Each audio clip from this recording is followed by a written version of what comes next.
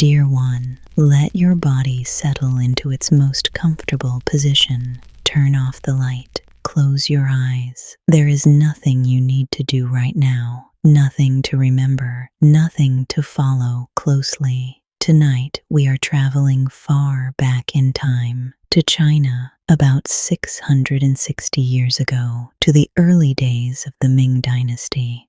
It is a quiet summer evening.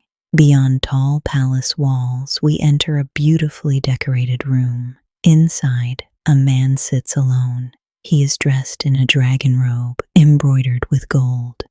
He is Zhu Yunzhang, now the emperor of a vast empire. Before him stands a polished rosewood table. On it are delicate porcelain plates, white and smooth like jade. Each plate holds carefully prepared dishes, foods rare, rich, and refined, glowing softly in the fading daylight. But the emperor does not linger on any of them. His eyes move across the table, then drift away. His brow tightens slightly, without intention. His fingers tap, slowly, gently, against the arm of his throne. This is not anger. It is something quieter, harder to name, a kind of restlessness, an emptiness that fine food cannot fill. A servant steps forward with silver chopsticks. Zhu Yuanzhang lifts his hand. That is enough. He leans back, closes his eyes, as though even abundance has grown tiring. And then, something familiar rises inside him, a soft ache, a gentle heaviness. It moves from within, like a memory waking up. Not because of the food before him, but because of something long forgotten. His throat moves as he swallows. Yes, he murmurs. The taste. His eyes remain closed. The one that warms you from your throat all the way into your stomach. The one that makes the whole body loosen. He exhales. The taste of pearl jade white soup. He summons the head of the imperial kitchen. I want a bowl of soup, he says calmly. It should be round like pearls, green like jade, and gentle like white stone. It is simple, but it is warm. It is the kind of soup that saves a life. The chefs bow deeply. They do everything they know. They simmer fine seafood for a clear broth. They blend greens into a soft jade-colored soup. They shape tender tofu into smooth white pieces. Days later, a perfect bowl is presented. Zhu Yunzhang lifts a spoon, waits for it to cool, and tastes. The hope on his face fades. He sets the spoon down. No, he says quietly. This is not it. The hall empties. Alone again, the emperor sits in dim light, and his thoughts drift backward through time, to a winter long ago, to open land and cold wind, to a night when he had nothing. A dusty road stretches across the wilderness. The winter sun hangs low and pale. A thin horse walks slowly along the path. On its back leans a man, barely holding on. This is Zhu Yuanzhang, many years earlier. He is not an emperor. He is only a man in retreat. His lips are cracked from thirst. His hand on the reins trembles, weak from hunger and cold. With every step, his body tightens against the pain inside, the deep, burning emptiness of hunger. His vision blurs. The land seems to turn gently around him. Wind moves through dead grass. His breath is heavy. Just before darkness takes him, he lifts his head. Ahead stands a small, broken temple. Low walls, peeling stone, almost part of the earth itself. But to him, it looks like shelter. With his last strength, he slips from the horse and collapses at the door. He does not move. Only the faint rise of his chest shows that life remains. Time slows. The grass sways. Shadows stretch long. Then, two figures appear. They are beggars, leaning on one another, carrying a cracked clay pot. They return to the temple to rest. One of them notices the man on the ground. He kneels and gently checks for breath. There is still warmth. Without speaking, the two lift him together and move him inside, away from the wind. They gather dry branches. They strike a small flame. Fire blooms softly. Light fills the narrow space. Warmth returns. A quiet sound escapes the man's throat. His eyes open slightly. His lips move. Hungry? The word is enough. The beggars understand. They pour their day's leftovers into a small pot. Soft vegetables, rice crust, simple scraps gathered from kindness. They set the pot over the fire. They crumble a piece of tofu into it. Soon the soup begins to bubble, slow and steady. A humble scent fills the room, not perfect, but alive. When the soup is brought to him, he drinks without waiting. The warmth moves through him. Color returns to his face. Light returns to his eyes. He exhales deeply, alive. He looks at them and asks softly, "What is this soup called?" The beggars smile. They point to the rice, to pearls, to the greens, to jade, to the tofu, to white stone. "Pearl jade white soup," they say. The name stays with him forever. Because the taste from his memory could not be found, Emperor Zhu Yuanzhang issued an imperial notice. It was a simple order: to find anyone who knew how to make pearl jade white soup. A great reward was promised, and as always, where reward appears, courage follows. Many stepped forward, eager to try, but one after another, they failed. None of the soups brought back the feeling he remembered. Just as hope began to fade, two beggars came forward and quietly took down the notice. When Zhu Yuanzhang saw them, their faces stirred something familiar. They resembled, faintly but unmistakably, the two men from that winter long ago. A gentle smile crossed his face. He knew at once that he had finally found the right people.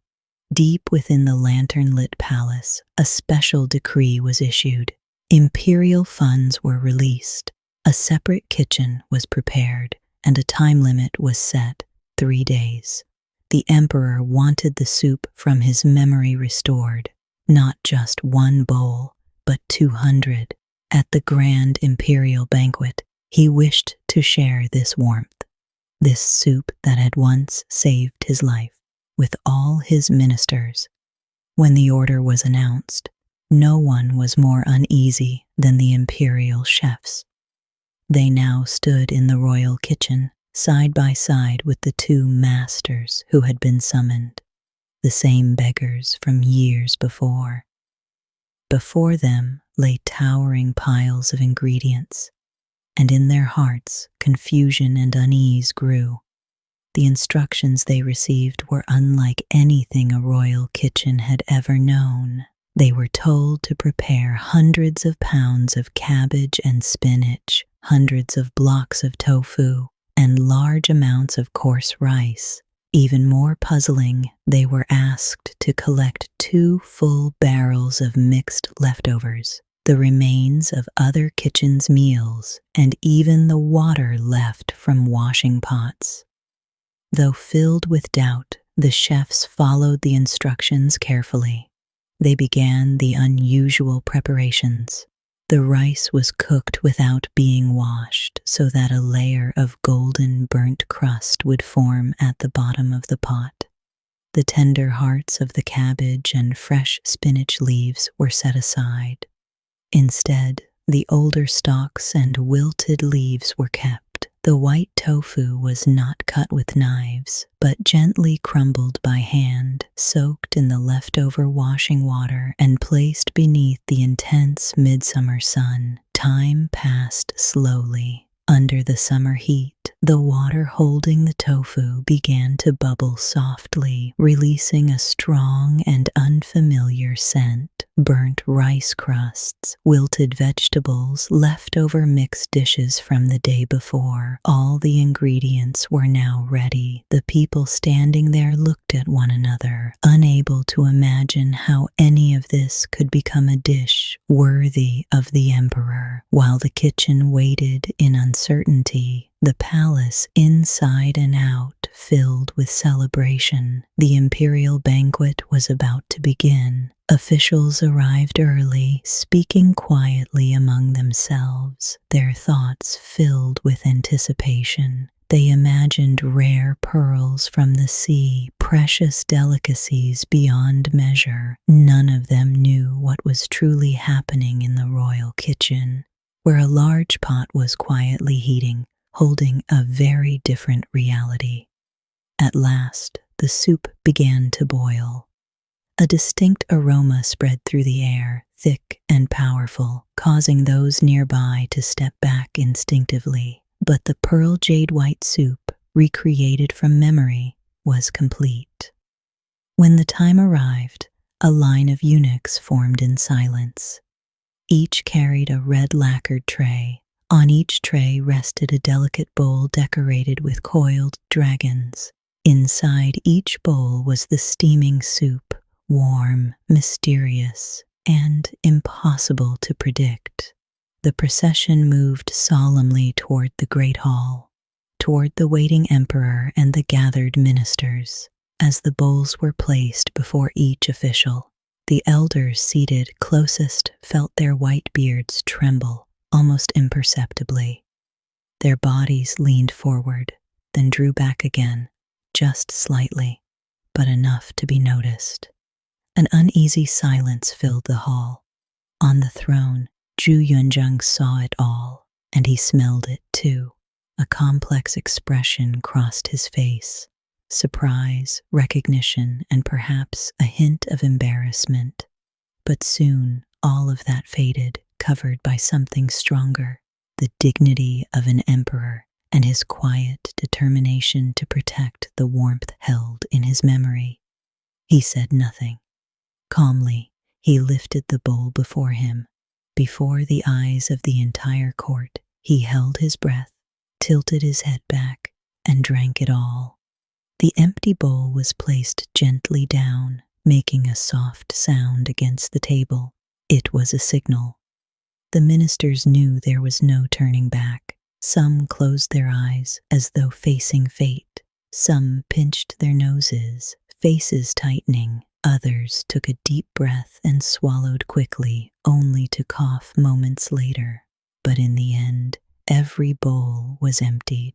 Zhu Yuanzhang watched them, watched the struggle on their faces as they set down their bowls, caught between wanting to laugh, to cry, or to turn away. And then he laughed, not the laughter of an emperor asserting power, but something lighter, playful, knowing, and quietly amused. He asked, "My ministers, how does the soup taste?" With their mouths still full of a flavor too complex to describe, no one could speak. They simply raised both thumbs, nodding again and again. The emperor's smile deepened. "Good," he said slowly. "It seems you all enjoy it very much." He paused. "Then come, serve everyone 2 more bowls. The emperor understands. What he has been searching for was never luxury. It was warmth, kindness, the feeling of being saved, food that does not impress, but restores. And perhaps that is why, even now, the richest table feels empty, because the most beautiful taste in the world is not written on any menu. It lives in simple moments: a warm bowl on a cold night, a gentle presence when we are weak, a quiet place to rest. And now, you are safe here. You can let this story fade. Let your breath slow. Let your thoughts soften. May this tale settle over you like a light blanket, and may sleep come gently. Good night.